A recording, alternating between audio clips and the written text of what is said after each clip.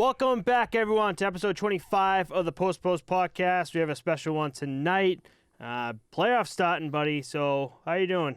I'm good, man. This week? Very excited. I got a nice projector screen outside for the weekend. Going to watch the Bruins game tomorrow night. It's going to be sick. You sent that to me Instagram or Snapchat? Yeah, I was like, that looks amazing. I can't wait. It's going to be great. Just crush some beers. We're going golfing tomorrow, too, so. I'll be over. It's going to be a good day. Whether you want me over or not, I'll be over. Come on by. Open invite. That's going to be awesome. So this episode is going to be all... I don't know, there's probably news out there, but I wasn't paying attention to that all week. I was trying to pay attention to the playoffs starting. We got that tomorrow, which is Saturday. This episode will drop Monday. So the first games... Right? Am I wrong? I think, the first 4 games, I guess, will be Saturday and Sunday. And then, so Monday, we got a couple games for game 2s and game 1s. It's going to be a weird Yeah, there's going to be a little off, yeah. With the North still not wrapped up yet. Right, for sure. So we're going to do breakdowns of the teams, goalies. We've talked before how goalie tandems are huge, especially in the playoffs. You need a hot goalie. Like, every team needs a hot goalie. Like, I don't know. We talked about Jordan Binnington the other year. We're just like rookie, but hot as shit, and brought him there. And then brought him to the Stanley Cup. And then I was actually rewatching the 2010 Stanley Cup final game with the Chicago Blackhawks in Philadelphia, and I forgot how hot Antti Niemi was. It was insane. Out of the blue. Out of the blue. And again, he kind of fell off after that. He went to San Jose, right? That's one goalie that I don't think carried the team to where they were, though. That was like a very well-rounded team. Right, It wasn't all. But he did make like the key saves, though, especially in that game that I remember. Mm-hmm. I remember the flat pads with him, the TPS response pads. I think he was the only goalie wearing those, and those were like a big deal back then. Call them the flat pads. Never heard of them.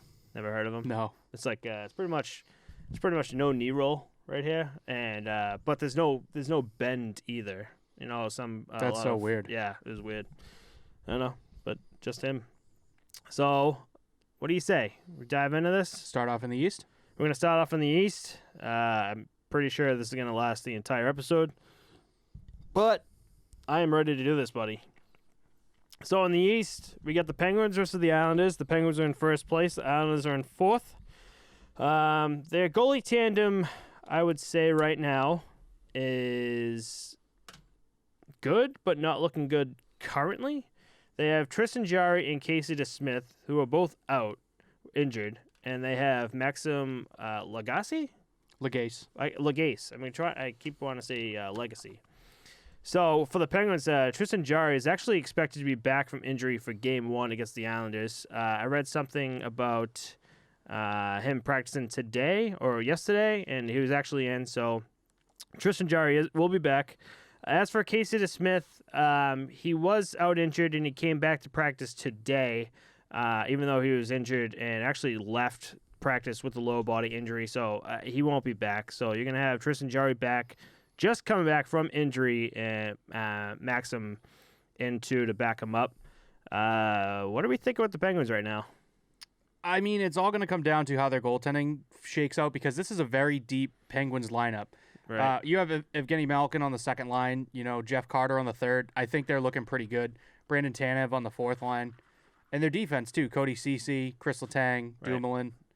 I don't know. I just think it really is going to wind up being if their goaltending can hold through.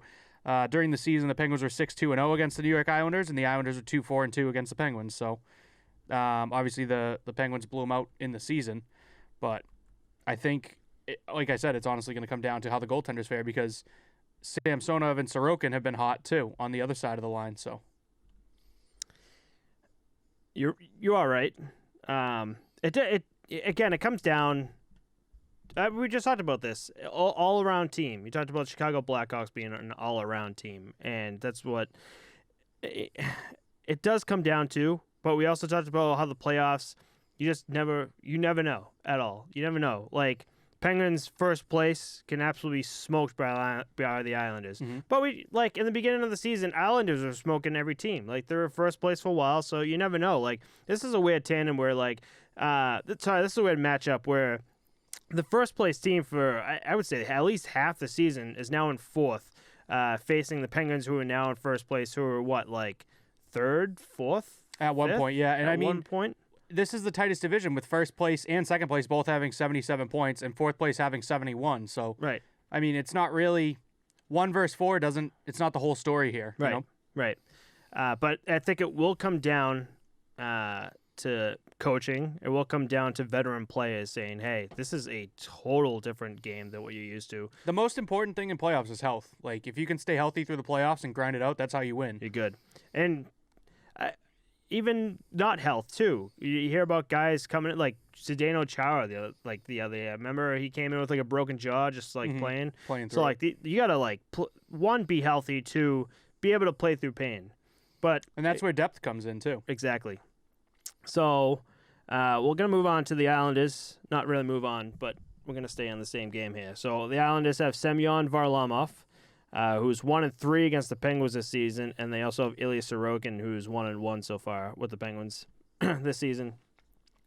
So, Semyon Varlamov has been out with an injury after last Monday's game against Boston, but Coach Trotz said he's expected to be back on the ice Friday for practice, but I haven't heard anything if he was on practice or not practicing. So I'm just going to assume Varley's, practicing, and the fact that Barry Trotz has come out and said, no, he's ready to go. So if that's the case, we got Varley just ready to go and Ilya Sorokin, which is a great tandem if you ask me. Varley's been on fire.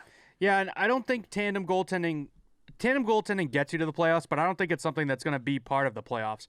You're going to have to pick your one guy and stick with it. When things go wrong, that's when you switch it up. But it's not going to be, all right, Jari's starting tonight, to Smith, you can get game 2, and we'll go back to Jari game 3. Like, no team's going to do that. It's all about health. Right, exactly.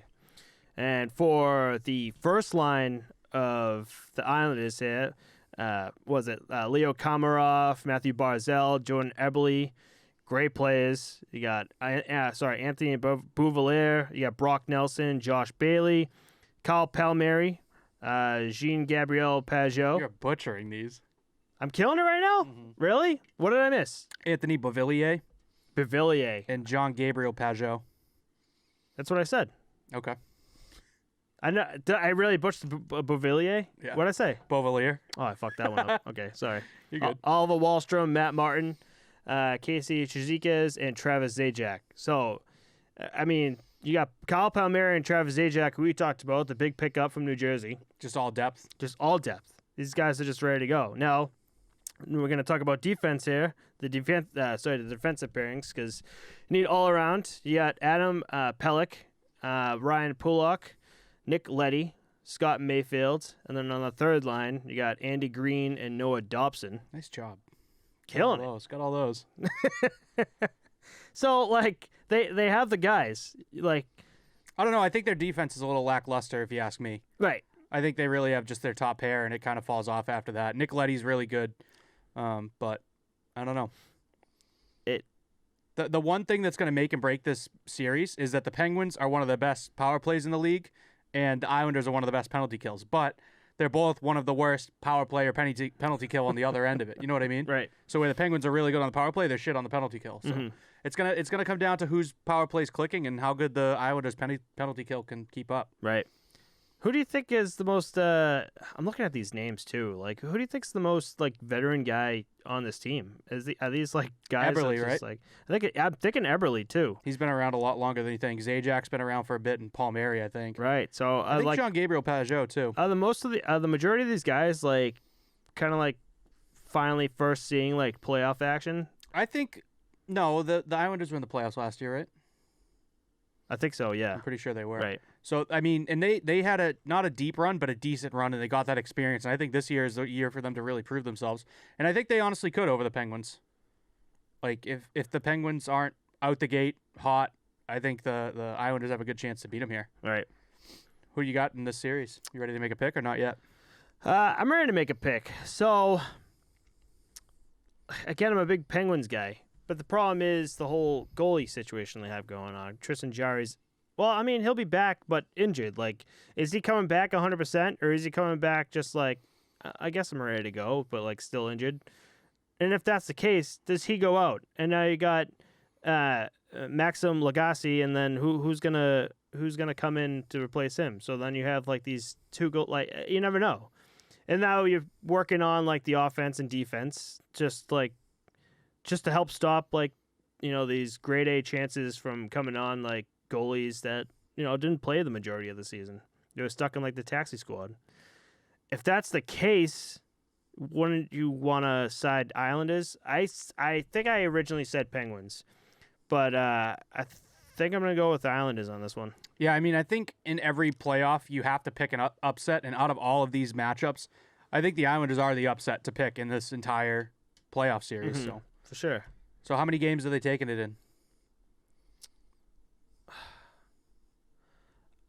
The Penguins are definitely going to have a go. I'll give them that. Sidney Crosby, Evgeny Malkin, they have the guys. But I do think the Islanders are going to take it in 6. All right, that's exactly what I have too. The Islanders in 6. Have. I can't see 7, but I will say 6. We'll see. We'll probably both be fucking dead wrong. We suck at this. Move on to the Bruins and Caps here. Bruins and Caps here. We're all Bruined out tonight. As you can say, we got the Bruins jersey up here. I'm wearing a Bruins shirt tonight. I don't know, ready to go. They've been hot. I believe they scored the most goals in the league since the trade deadline after getting Taylor Hall. They've added a ton of depth and just become one of those elite teams and really cemented themselves into, as one of the top playoff teams, even though they're not, what are they, 3rd in the East?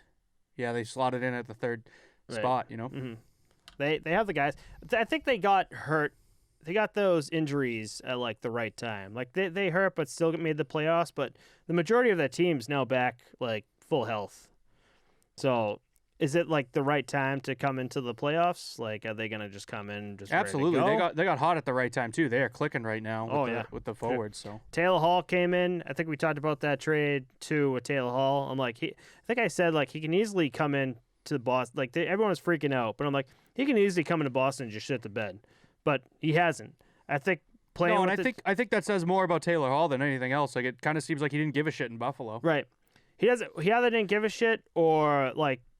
I think it was all on him to. Was it like? Would you think it'd be like all on him to score? Whereas now he's just more relaxed and in Buffalo. No, you have Jeff Skinner, you have Jack Eichel. Like there's plenty of other superstars that take the weight off of Taylor Hall's shoulders. Right. It's just they weren't scoring and they were just stuck in their own end the whole time, all season. So right. There's nothing they could really do there.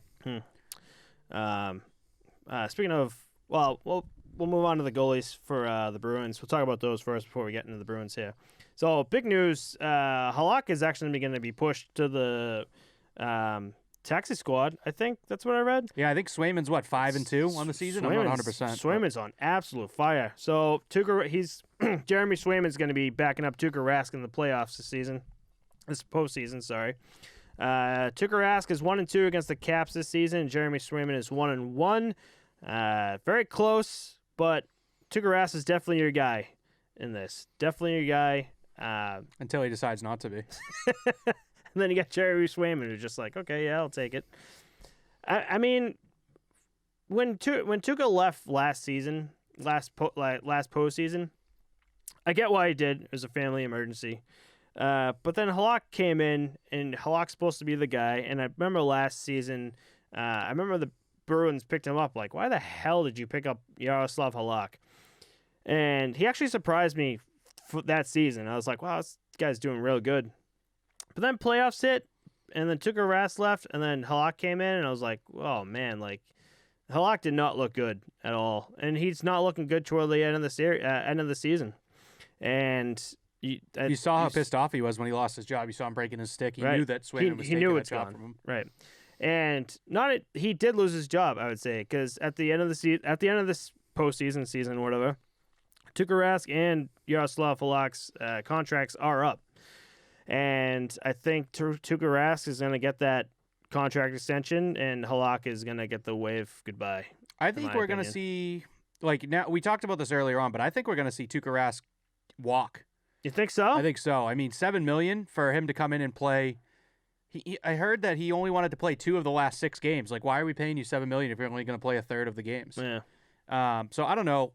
I imagine he's going to want more money next year, not less, because he's one of the top goalies in the league. And I don't think the Bruins should pay that much for it. I think they should get another free agent in the offseason and bump Swayman or Halak up. I think they should let Halak walk too, honestly. Oh, yeah, I was thinking the same thing. Halak's gone. Like, if they haven't extended Tuukka by now, you really think that they're gonna kind of thing? Right. That's my look. I think he's gonna want to shop around too for himself. I think the Bruins' salary cap is big too. Like, they have the money. So you're right though. Like, at this point, it's just like I feel like Tuukka should have been signing something that says, "Hey." And how much more can he get? You know what I mean? He's already making 7. So the problem is, I think, is his age. Was he 34 now or something like that? You can't sign a goalie for more. Especially Tuukka at this point, like at his age, what do you sign him for? Like 2-3 year contract extension? Yeah, and I've talked about it before too. I think that's all you really want in a goaltender. You don't want to lock into a 10-year, $10 million contract like they did with Bobrovsky. Like, you don't want that. No. You want short term. Exactly. And Bobrovsky, I thought you were gonna say, was it the 15-year for what's his name from the New York Islanders? There. Yeah, we talked about him Rick before DiPietro. Holy shit. You can't lock in a goaltender that much. I guess at like a certain age, like Fleury when like he was in his prime when he was young, like 22 whatever, you can lock a goalie in for like 6-7 years then. But once a goalie hits like 30 plus, that's when you start to like. But even 6-7 years, you're now banking on that goaltender, health wise. You're banking on him performance wise, and you hope that he maintains. Right. And the statistics show that just doesn't happen. It seems like it's every other year with 90% of goalies in the league that if they have a hot year, they're going to suck the next year. Right. The only outliers are really Tuukka, Fleury. I would argue Connor Hellebuck. He's been pretty consistent, but very quiet. Right. But yeah, and I mean Vasilevsky. Those 4 are like. That's it. I don't know, because even Holtby's inconsistent now that he's with Vancouver. When you think of like Matt Murray, he's not being consistent now. He's not being consistent. So, I don't know. That's another tangent, but. Some stats on Bruins Caps here on the season. Caps are 3-4-0 against the Bruins, and the Bruins are 4-1-2.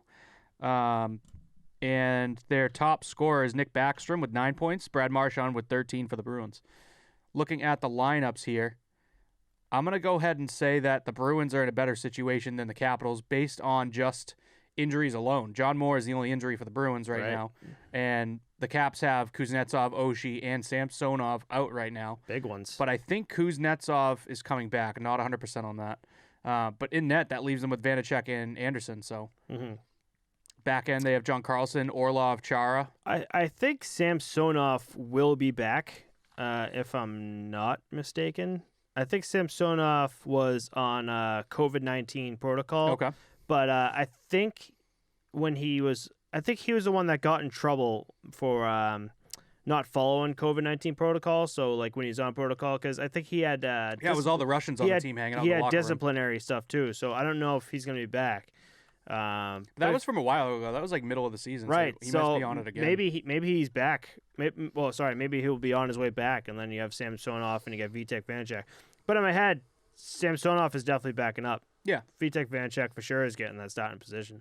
Yeah, and like I think when I hear backing up, I mean it's honestly riding the pines to me when it comes to playoffs. Right, It's here's your starter. Oh yeah, you're keeping that bench warm. That's it. I think the big thing for the Bruins is the Caps have had their number for a long time, and this season they don't. So we got to maintain that. And honestly, it's all about Tom Wilson keeping him out from under your skin. If he's been beat up quite a bit in the past few games. Like I saw a knee hit with him. So I need to know, is he back? Because he's in the lineup left right the now, game. yeah. Oh, he's in the lineup? Yeah. Okay, so he's back. Probably enough rest for him to get back in. Right. But I just think the Bruins are clicking. They're hot right now, and it's the right time for them, and I don't think the Capitals can stop them. No. They're gonna fly through them. Like I'm trying not to be the fanboy here, even though I'm wearing the Bruins shirt and the Bruins jersey, but like we can dive into the Capitals, but we talk about those main guys being out, and you're like, there's no way. I feel like the Bruins are just gonna not sweep them, but I want to say Bruins in like 5.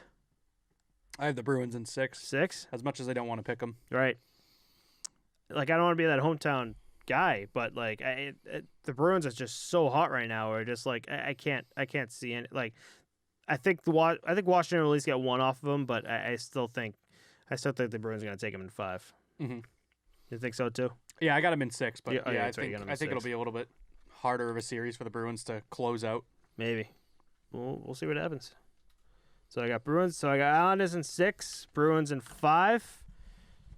We're going to move on. That's the East. That's funny. So that's the East. We're going to move on to the Central here. We'll wrap up our picks from the beginning of the season, too. Okay, do it up. So the East picks for us, I had Philly, Boston, Washington, New York Islanders, so I was 3 for 4. Holy shit. Matt had Boston, Washington, New York Islanders, and the Devils, 3 for 4. Oh, shit. And our listener Alex had New York Rangers, Philadelphia, Washington, and New York Islanders, 2 for 4. He came close. Yeah, yep.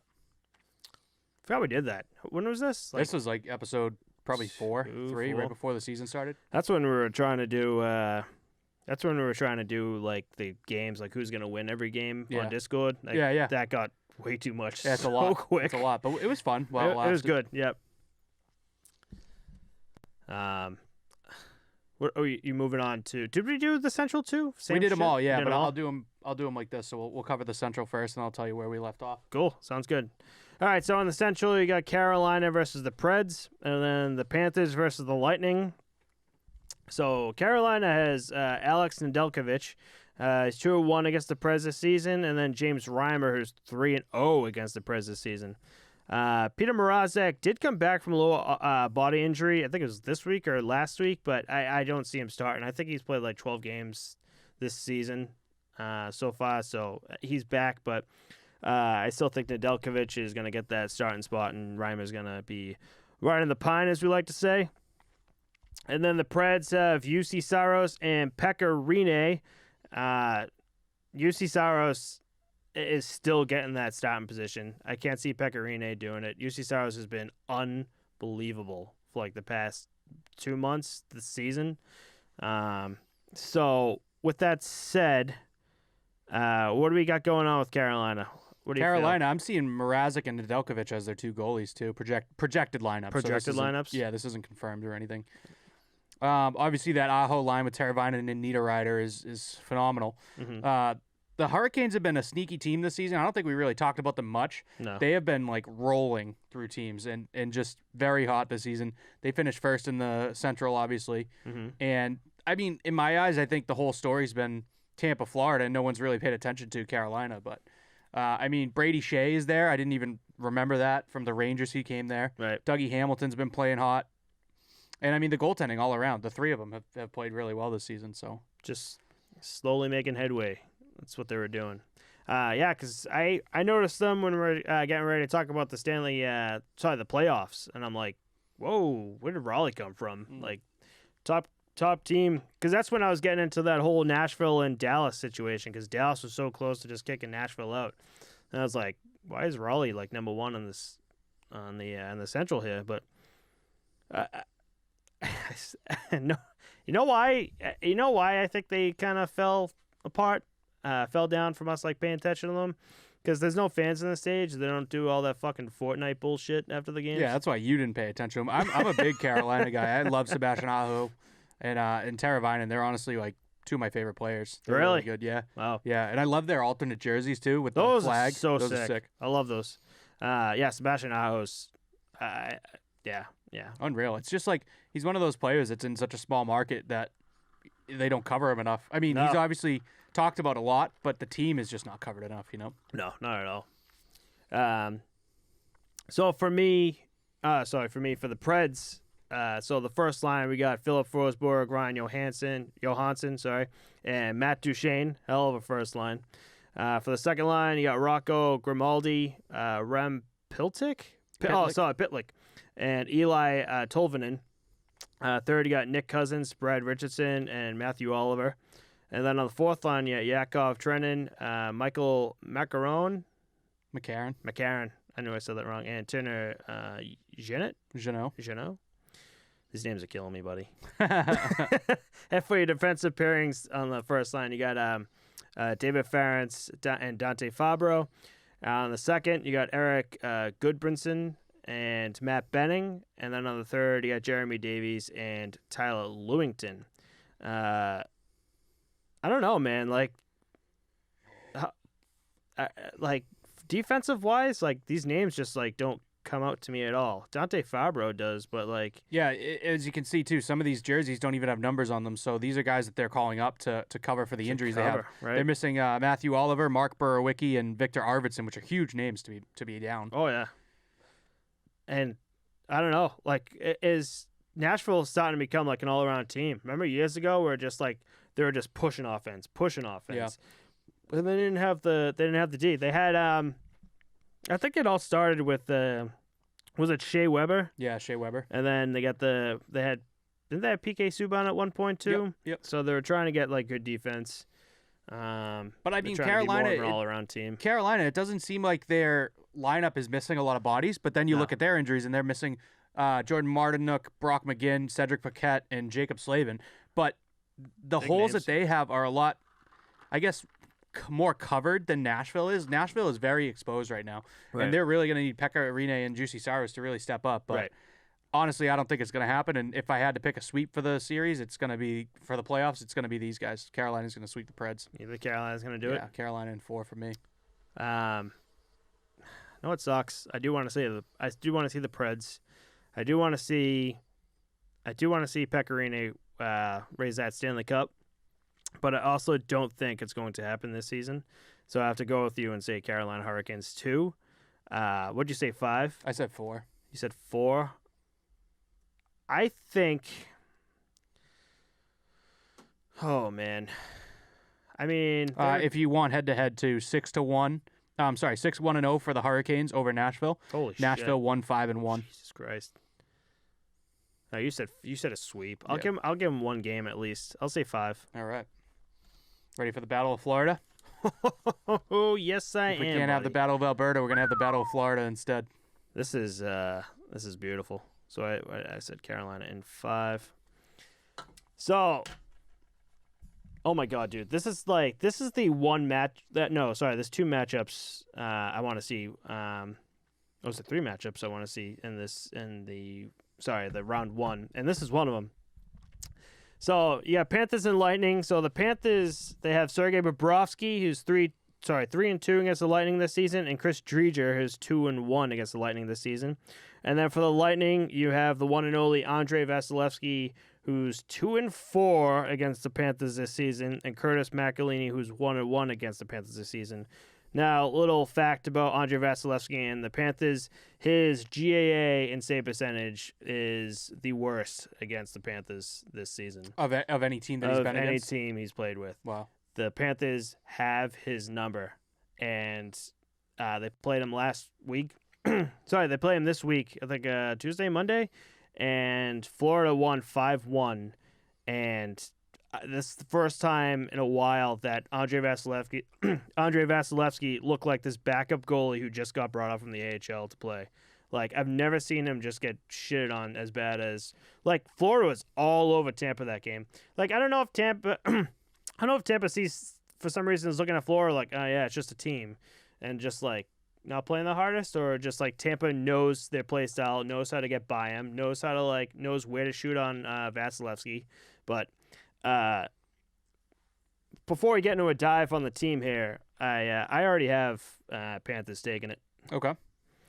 But do you want to get what do you got up right now? You want to get on one thing that I'm noticing here, I got the Panthers taking this too. They're on a 6-game win streak, and the Lightning are on a 3-game losing streak going into the playoffs. So wow. They're skidding right now. Right. I don't think that Tampa's going to pick McElhinney to start over Vasilevsky. Hell no. And I don't think that Driedger's going to start over Bobrovsky either. Nope. So it's going to have to come down to which of these 2 big, goofy Russian guys are better.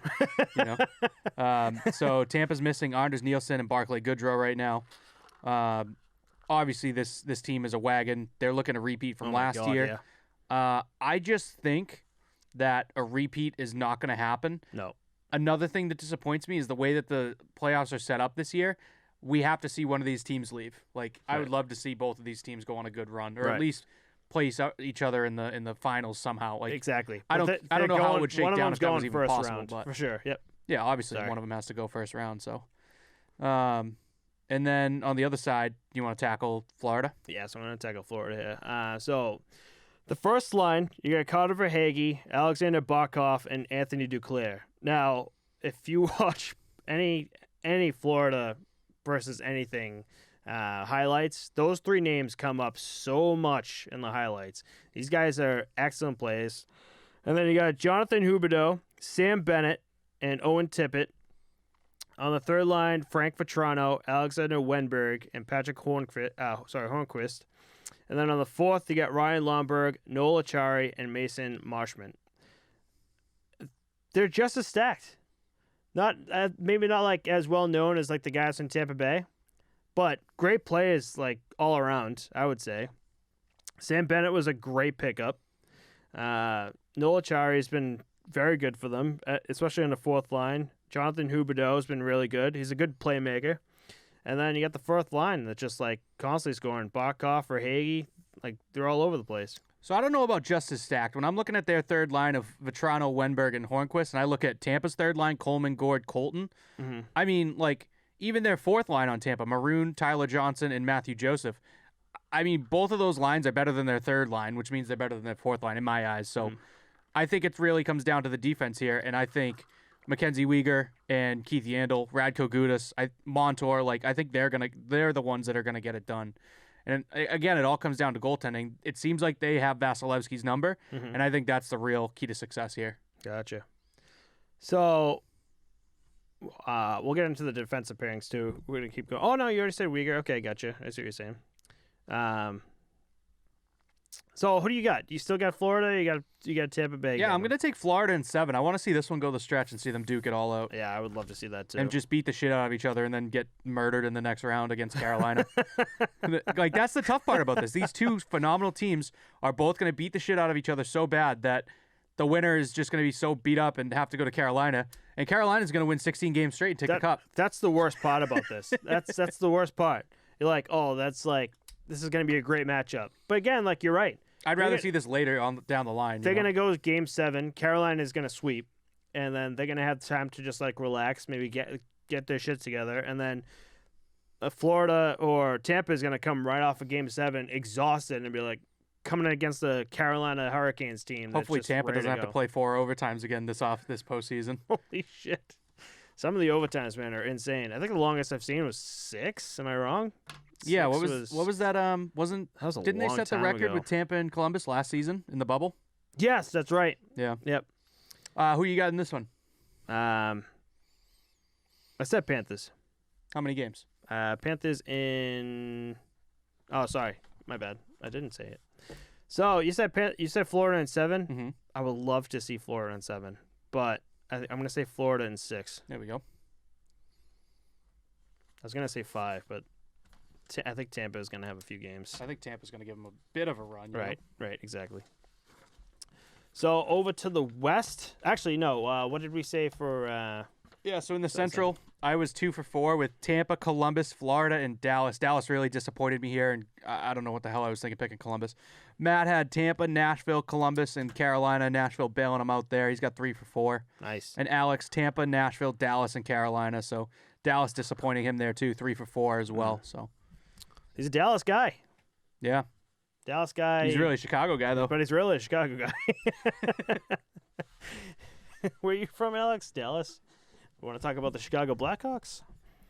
But, so we'll get into the West here. So we got, for the West, we got the Vegas Golden Knights versus the Blues. And then you got the Colorado Avalanche versus the Wild. For the Vegas Golden Knights, you have Marc-Andre Fleury, who's 3-1 against the Blues this season, and you have Robin Lehner, who's 3-1 against the Blues this season. And then for the St. Louis Blues, we're talking about goaltending that had its time, and now it's kind of just dissipating. We got Jordan Binnington, who's 2-3 against the Knights this season, and Willie Husso, who's 0-3 against the Knights this season. I feel like it's just an easy pick at this point, and I think you were in the hat of the team I'm gonna pick. And I think you would be right in picking that. I think St. Louis is going to give them a bit of a run here. I think they're going to wear them down a bit. Oh yeah. But at the end of the day, I just think Vegas is just too good. They've been good since they came out of the gate. I was honestly disappointed to see Colorado win that game the other night. They ended up clinching the President's Trophy, and I think it's based on head-to-head because they both have 82 points, most points in the league, and they're tied. But it's probably based on the Avalanche beating the Vegas Golden Knights. Oh, shit. Yeah, and the Blues really limped. Well, they're on a little head of steam, but points-wise, they limped into the postseason. They got a 3-game win streak going. The Avs have a 5-game win streak going heading into playoffs here, so that's pretty good. But I just don't see St. Louis Blues holding on unless for some unknown reason Jordan Binnington decides to just play on his head and just like become just the brick wall that he was in the playoffs when they won the cup. But I don't see it. I think Vegas Golden Knights are going to be all over him. I think no matter what you pick, Robin Leonard or Marc-Andre Fleury as their starting goaltender, you're going to be picking a brick wall in that case. And when you have goaltending like that and you have a team set up the way it is, there's no chance in hell. Some fourth place just make it into the playoffs team is going to push. Am I wrong? No, you're absolutely right. I'm looking right now at the injuries that both these teams are facing, and holy shit, there's a lot of them. St. Louis has 6 guys out: Oscar Sundqvist, Carl Gunnarsson, Vladimir Tarasenko, who's been out basically most of the season, I think. Mm-hmm. Vince Dunn, Jake Wallman, and Colton Parayko. Mm. And then on the Vegas side of things, Ryan Reeves, Thomas Noshik, Peyton Krebs, Max Pacioretty, and Alec Martinez, which is a big postseason name to be missing right now. Especially Max Pacioretty. Max Pacioretty has been unbelievable, and especially Ryan Reeves.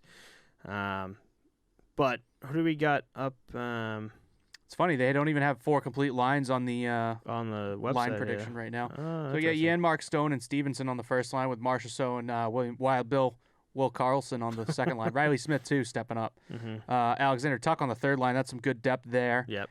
And then on defense, Shea Theodore and Pietrangelo. I didn't even realize he was playing there. Jesus, wake up. And then in net, obviously, I think Fleury over Leonard, but that's just my take on that. I'm with you on that too. Well, Leonard's a great guy, great goalie, but in the playoffs, you want that veteran guy. You want the guy who's raised 2 cups, and 2. I feel like, am I wrong? 3, 2000. Also, you have the matchups wrong here. They're going to be playing the Wild, not the Blues. Did this change? Yeah, it must have. I just did this. Yeah, it's because the Avalanche clinched the President's Trophy. That's why. And that was yesterday. Yep. So the Avalanche now play the Blues. So we got this a little mixed up here. Yeah, that changed. You have Colorado, St. Louis, Vegas, Minnesota. Holy shit. Yeah. That's all right, though. Let's check that out. Let's start with Vegas, Minnesota, then. All right, so let's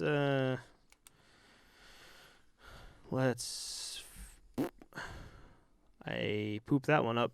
So, wow, I didn't think because everything was like set in stone. I didn't think like that one game yesterday would change anything. That's why I didn't even look it up. All right, so Avs versus Blues, and then Vegas versus Wild. Tough look here for the Post to Post podcast. Tough look. So Minnesota Wild. Who gives a shit?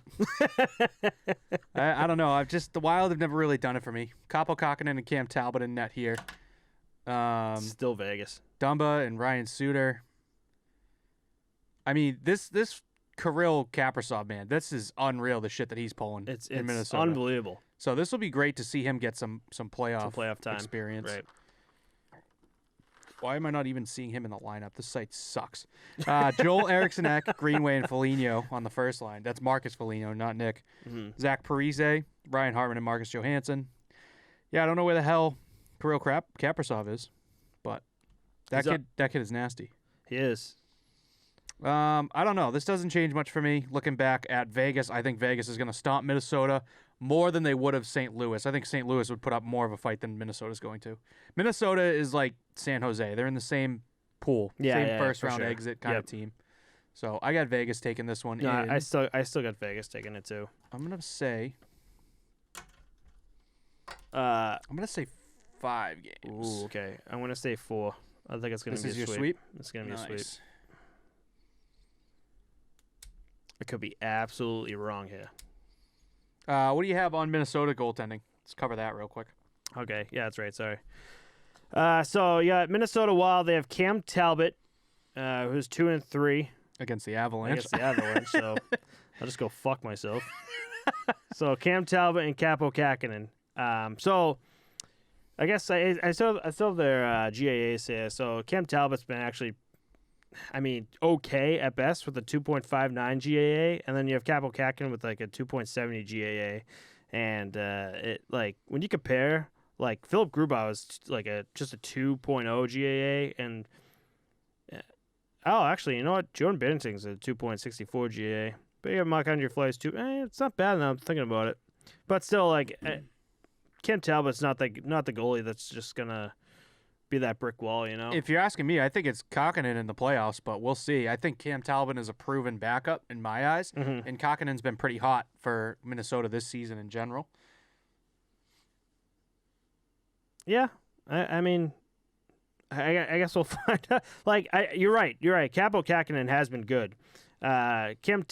It's one of those situations where you can use both, and it's not like a couple of years ago. It's not like a Fleury and Casey DeSmith type of situation. Remember, we're in the Pittsburgh Penguins, where you're just like, obviously you're gonna go Fleury over Casey DeSmith. It's more like another Casey DeSmith. It's kind of like the beginning of the season with Mrazek and Reimer in Carolina. You Right. Know which way to go. You didn't know which way to go, so it could go either way. But either way, I think the Golden Knights are just going to be all over them. So our picks are in. I'm not going to let you change it, but you ready to hear this? Yeah. Vegas Golden Knights versus Minnesota this season.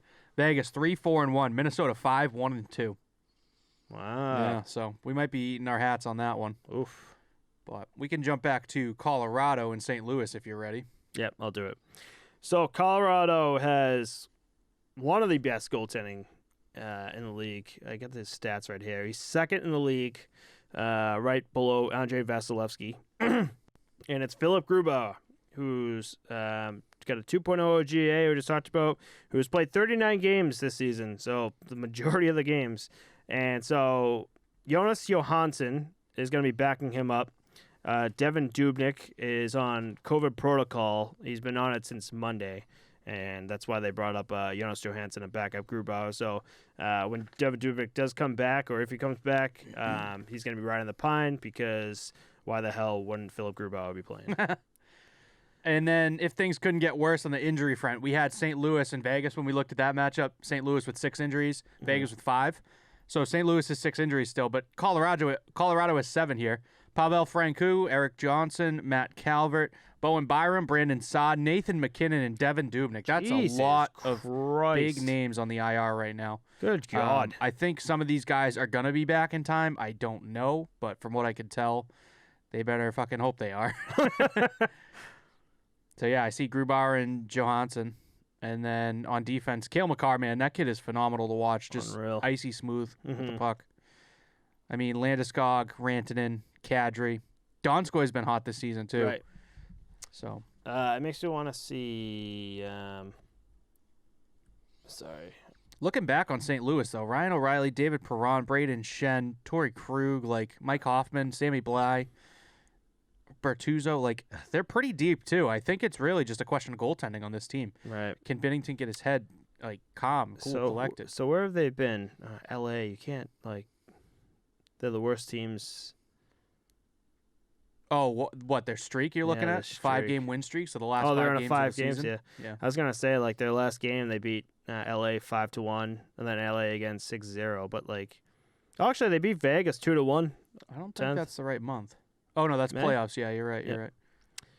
And then Colorado beat San Jose 1-2 times. Yeah, so 4 of these 5 wins were against LA, so they just shit pumped them and took the President's Trophy at the end of the season. Exactly. So I don't know. Grain of salt on that win They're streak. still producing wins though with those guys out. Is what I'm trying to get to. Yeah, and I think they had a good push to get this President's Trophy.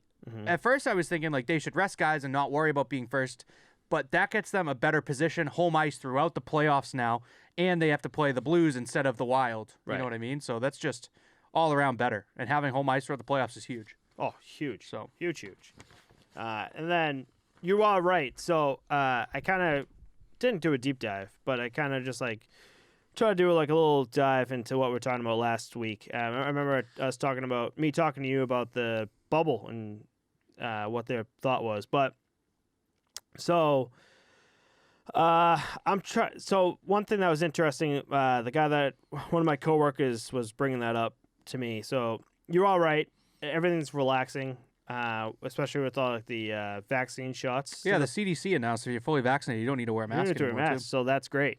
The problem is right now, Toronto especially is back to it's back to like pretty much almost a shutdown again. Canada's pretty strict about it, and they don't have as good of access to the vaccines as we do. Right.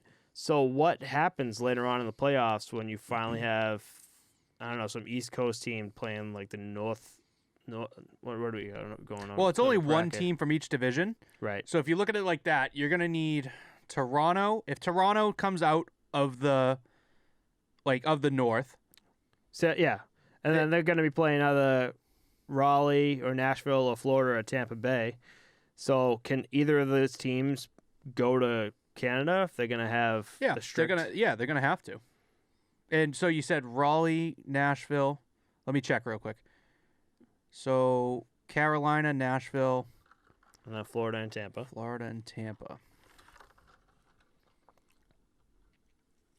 I just want to know if that's how that's going to work. If Canada's been strict. It's a 50-50 mix of having home ice in Toronto too. So, but either way, you're gonna have games played there. It's what's gonna happen. Right. They know it and they prepared for it. So that's what it is. There's a Canadian team that's coming out of this, and they're gonna have home ice games. Okay. At the end of the day. Okay. So that was my thought. That was our thought when we were talking about it because again they're getting strict again. So will it go back to? This is an extenuating circumstance, and once they play their games, it's done. It's so just done. At most, it's 14 games. Right. That's it. Okay. Good to know. So who do we got here? So I feel like we talked about the West so far. So Avs and Blues in Vegas and Wild. Who do we got for the Avs and Blues game? I'm taking Colorado. Yeah, that's a safe bet. I don't see the Blues. I don't see the Blues taking it. So same thing. So I'm going to take Colorado. I'm not going to say I think it's going to be Colorado, but I think it's going to be Colorado in 7. 7 games. I gave him 6. You gave him 6? Okay. And then to wrap up the West here, I had Vegas, Colorado, St. Louis, and Arizona for my 4, so 3 for 4 there. Matt had Vegas, St. Louis, Anaheim, and Minnesota, 3 for 4 there, with Anaheim not making it. Mm-hmm. And Alex, 2 for 4 here, Vegas, LA, Colorado, and San Jose. So 50-50 on that. All right. And we all had Vegas as the top of the division, and Colorado upset all that. Oh, yeah, for sure. Let me go back real quick, too, for the East. None of us got the right top team in the East because it was Washington. And then in the Central, none of us got that right either. We all picked Tampa, and it was Florida. So it's funny, for those two divisions, we all picked the same team to top it. Tampa Bay and Vegas. Tampa Bay? Tampa Bay, baby. Well, I feel like I'm wrong. About what?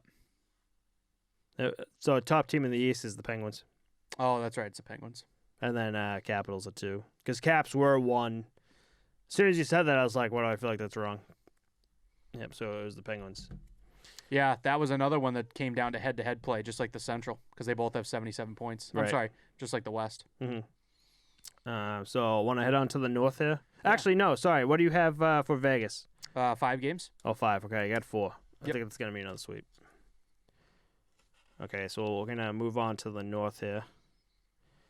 And the North has a matchup that I can't wait for. And actually, it's going to be the last thing we talk about. But, so for the first, it's going to be Toronto and Montreal. And then Edmonton versus Winnipeg. Are we sure those teams are playing each other? Did that fucking change? Hold on, let me I'm just look. fucking with you. Yeah, you're good. Did we get that right? Toronto, Montreal, Edmonton, Winnipeg. I can't believe that one day switched everything. Discount double check. I've been working on this for like a week and a half. That one day just switched everything up. I didn't bother to look. The one day I was just like, no, everything's good. Anyway, so Toronto, you got Jack Campbell, who's 4-2 against the Canadiens this season, and David Riddick, who's 0-1. So Freddie Anderson actually came back.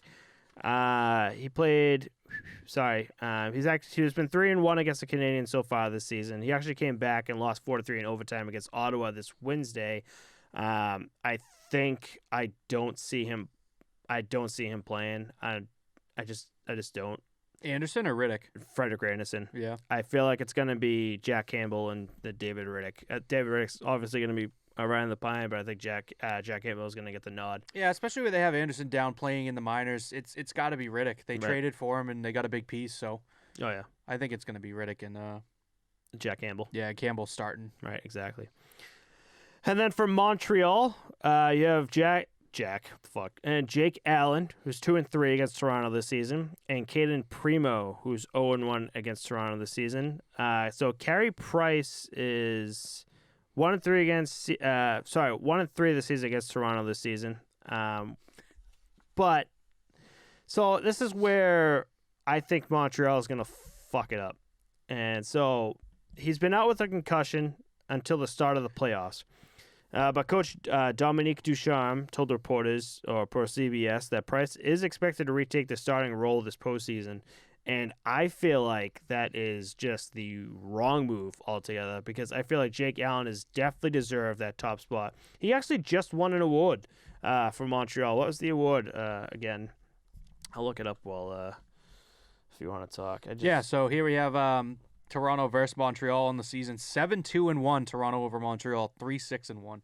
And Matt's absolutely right here. Jake Allen's the guy you got to go with and leave Caden Primo as your backup. And probably bring Price in as the backup. But he hasn't been playing to his normal caliber this season, and Jake Allen is your guy now, and that's just what it is. And Toronto is so hot, you can't rely on someone who hasn't played in that long. Looking at the other injuries on Montreal, Brendan Gallagher, Carey Price, Jonathan Drouin, Philip Deneau, and Shea Weber. Those are a lot of big names, too.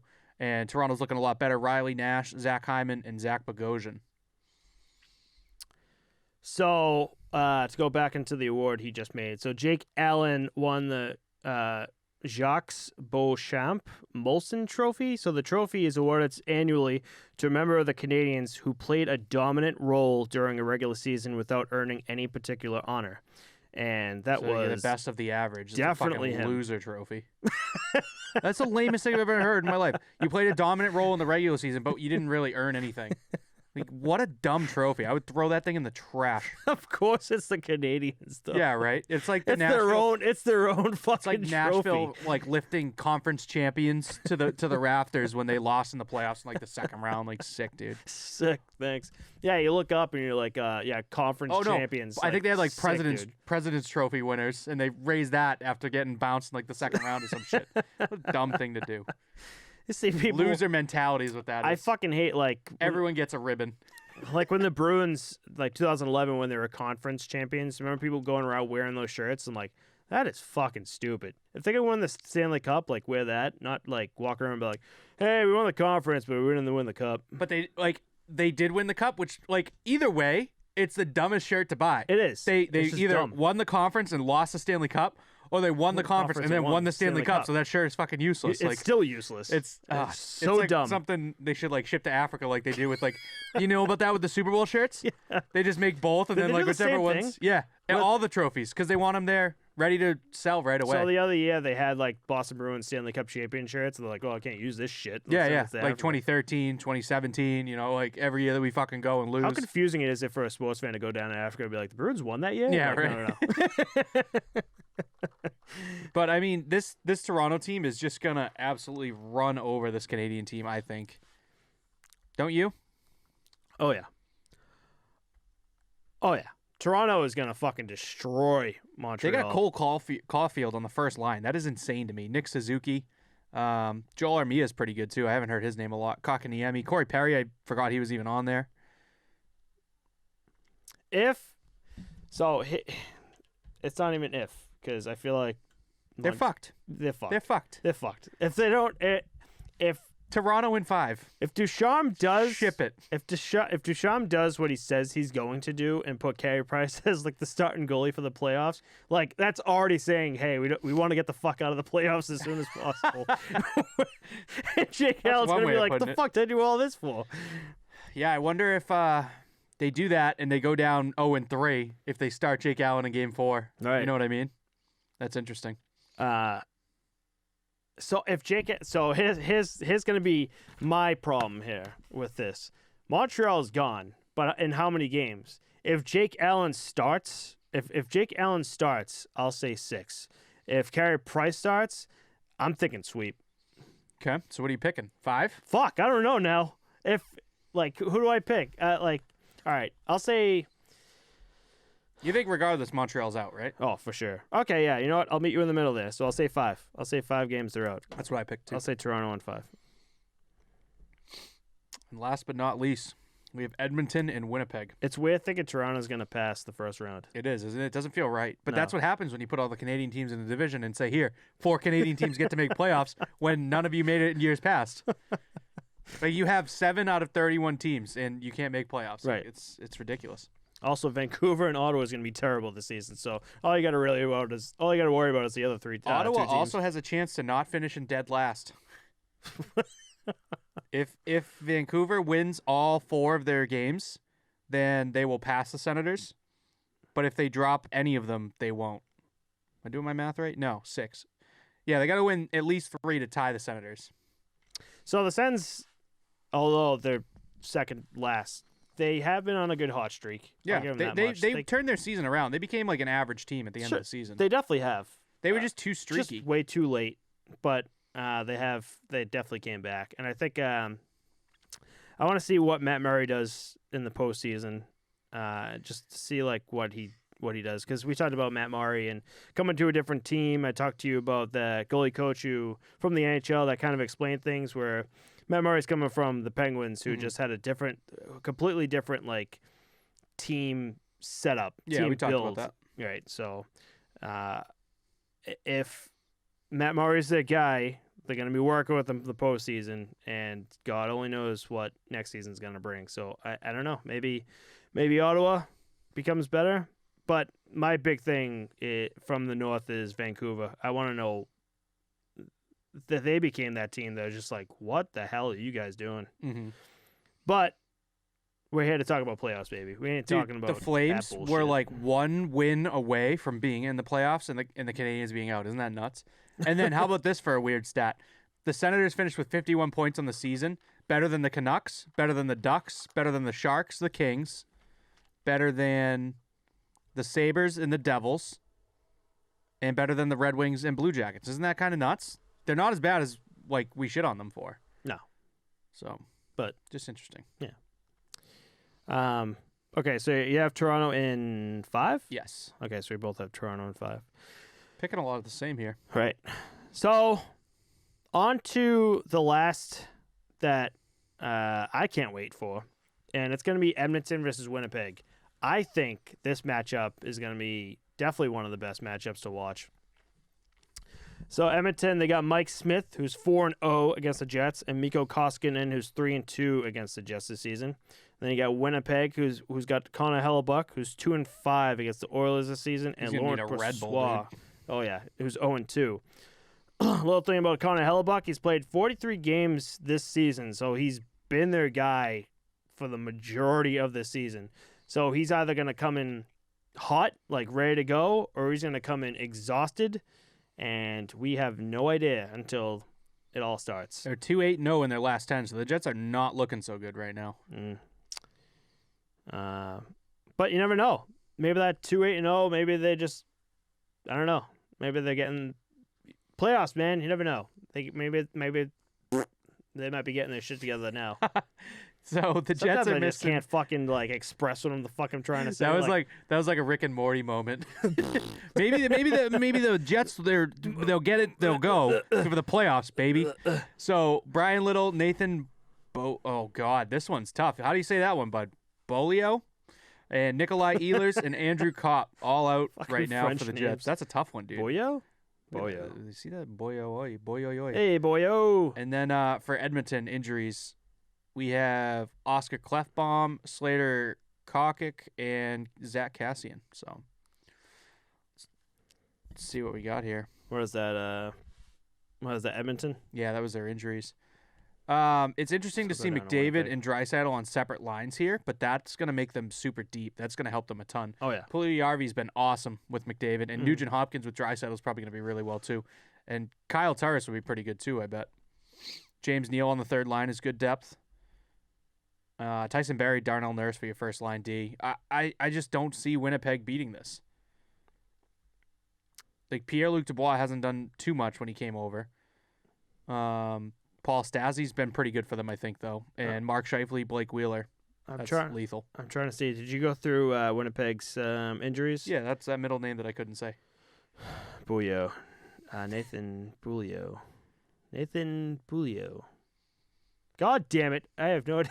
Yeah, right? That one's one that's going to stump us. We'll fucking Nathan get dusted Bulio. later on in the comments. Right. I mean, they have good names here. Appleton, you got Pierre-Luc Dubois, you have Adam Laurie, Matthew Perreault, Mark Scheifels. Me and Tar. Remember? Oh, okay. All right. Just making sure that wasn't real. Jesus. Oh, no.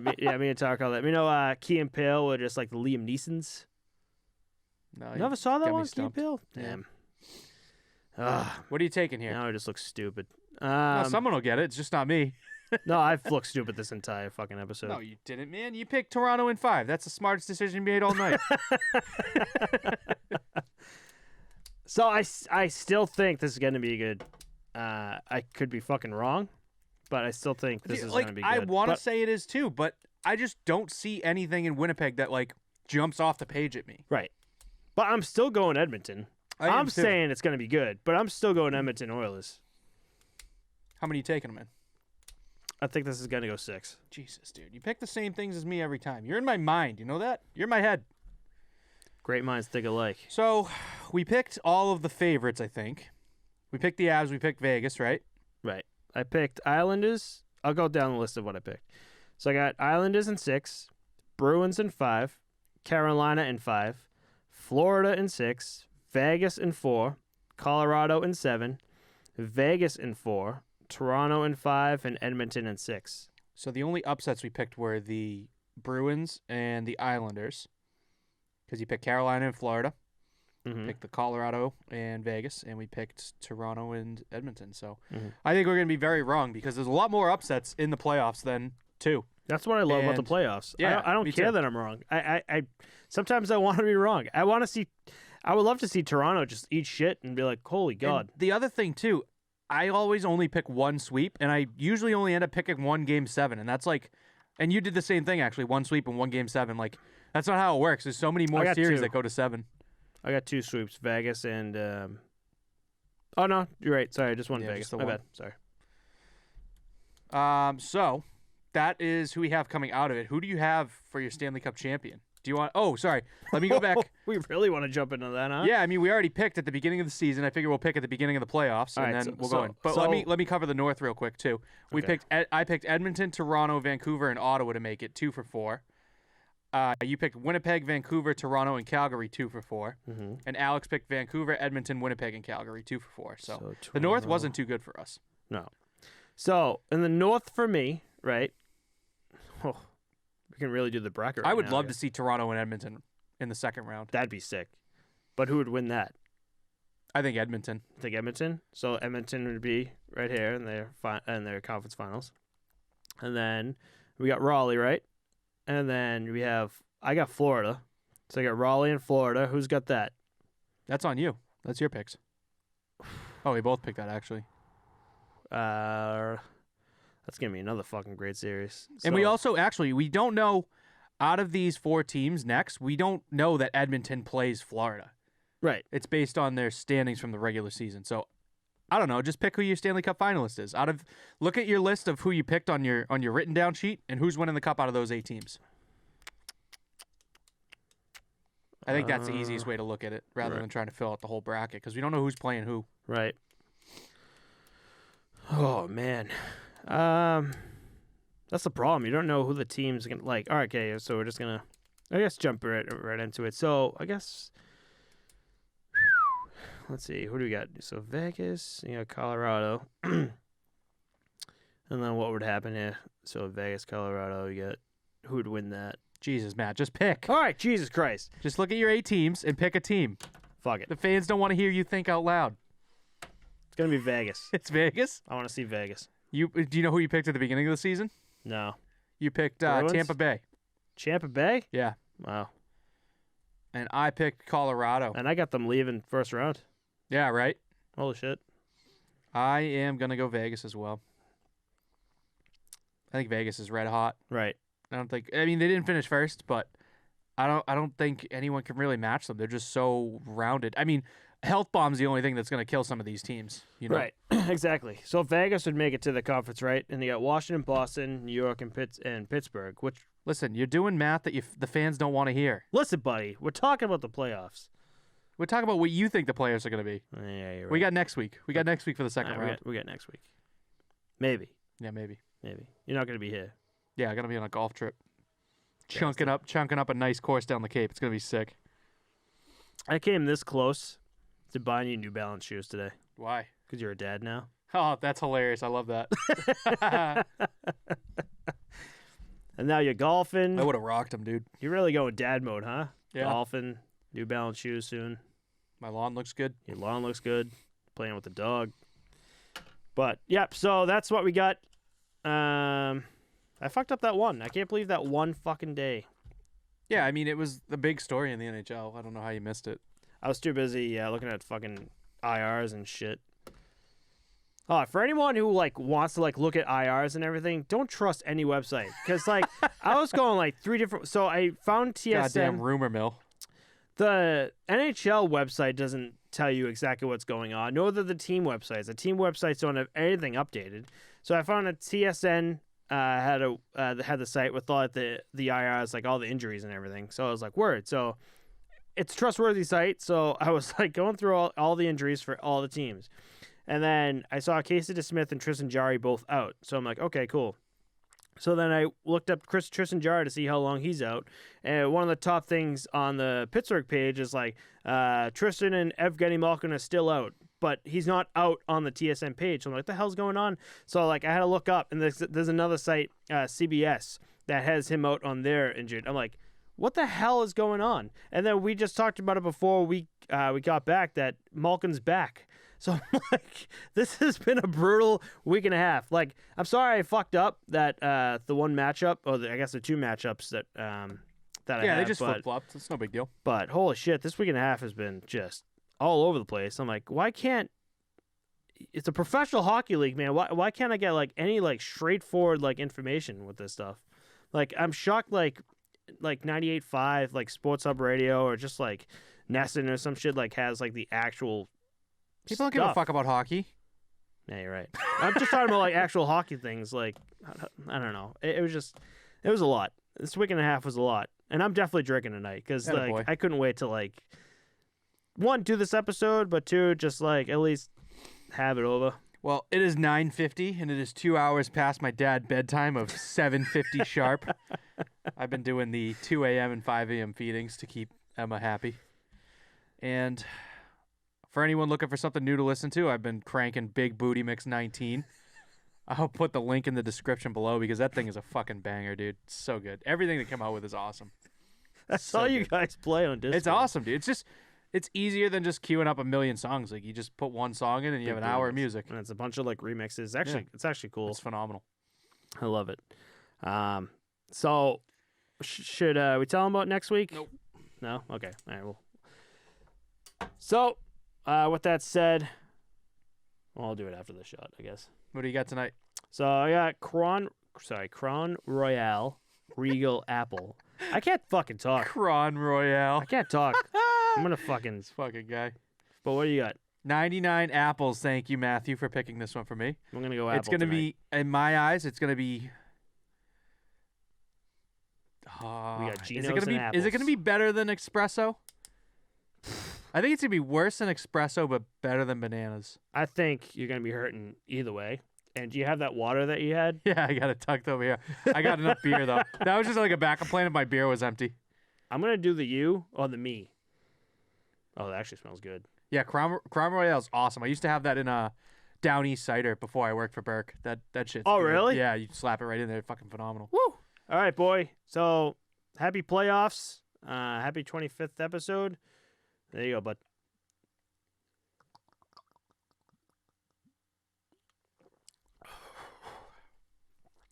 Wow. Oh, you know what? Dude, that burn is something else. Should we switch nips next? What do you mean?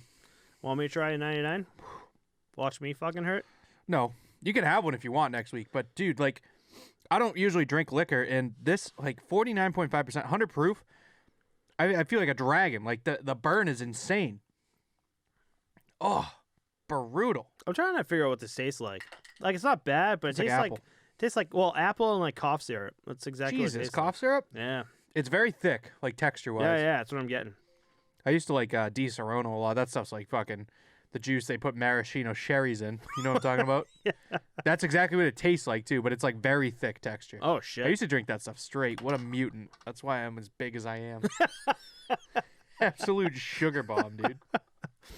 All right, so we got to get this dad bod to bed for like, I wouldn't even say bed. Maybe like take like a 2 hour nap. I got a 4-hour nap Like a in me, little nap. hopefully, if Emma behaves, but I we'll got to see. get out of here for your sake. And so with I gotta that, rest up for the golf course tomorrow, too, baby. the dad. Do you sit, now that you're a dad, do you sit like when you go down to sit down? You like, Yeah, the classic, too, is on the couch like this. And she thinks I'm sleeping, not watching TV. I was watching that. I'm watching that. have you switched from NHL Network to Fox News Oh, yet? God, no. You're getting there, buddy. No. You're getting there. I'm coming next week or the other week with like a nice pair of New Balance shoes for you, buddy. Appreciate that. Happy father. You gonna sign it? You gonna sign us off? Let's see if you get the outro. Did I fucked it up last time. Last time you didn't do it, you made me do it because you didn't have it. Oh yeah, that's right. I don't even have it written down. So thank you everyone for listening in on episode 25. If you have anything you want us to talk about or anything you would like us to discuss, let us know in the description below. You can follow us on Instagram. We have Spotify and Apple if you want to listen to that too. Thank you everyone so much again for listening. Have a great night, everyone. Bye.